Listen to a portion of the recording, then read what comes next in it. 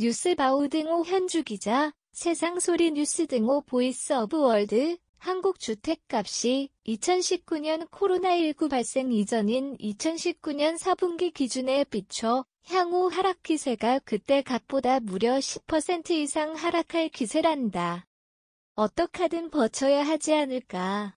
특히 아태 지역 주택값을 분석한 IMF 보고서를 기준으로 중앙 매체 워싱턴 특파원 박헌영 기자에 따르면 코로나 기승으로 나라마다 경기 침체 우려로 경기 부양을 위해 천문학적 돈을 뿌린 대가를 치러야 할 때란다.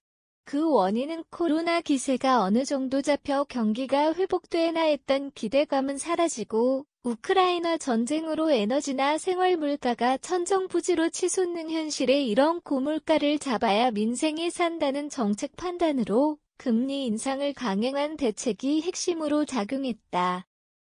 고물가 잡겠다고 연방준비제도 패드가 14일 올해 마지막 기준금리를 0.5%포인트 인상해 15년 만에 최고 수준 얘기 나올 정도인 4.25%에서 4.5%까지 치솟은 관계로 한국은 행에서도 격차가 벌어진 1.25%를 줄이려면 현재 3.25%에서 더 올려야 하지 않겠느냐는 압박을 받고 있다. 금년 말까지 그대로 유지한다는 얘기가 나오지만 내년 변수를 알 수 없는 경제위기 상황에 직면해 있다.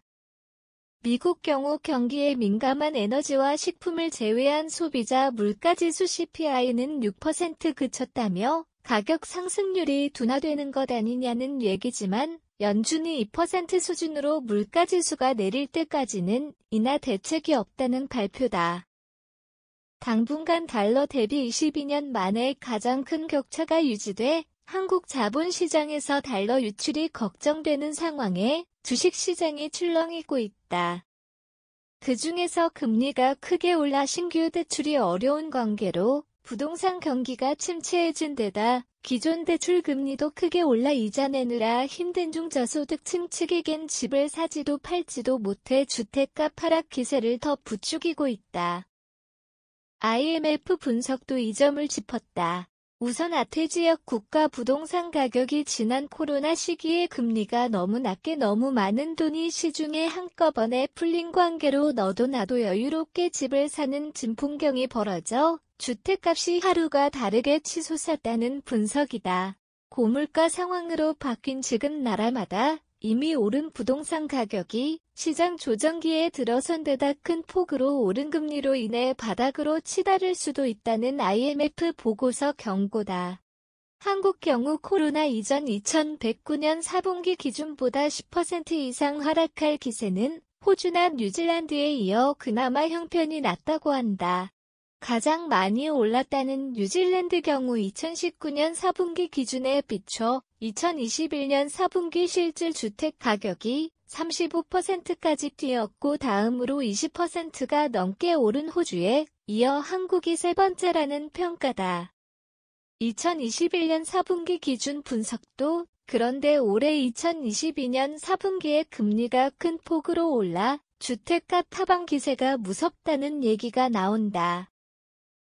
이런 가격 불균형 현상은 2015년 비교치로 봐도 소득 대비 임대료 대비 주택값이 너무 뛴 이유다.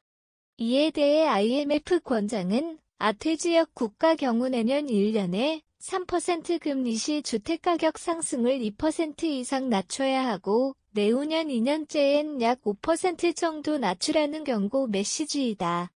하지만 이미 현재 3% 이상 오른 금년 내지 내년 금리가 이보다 더 오를 경우 주택값 하방 위험은 더 악화된다고 한다.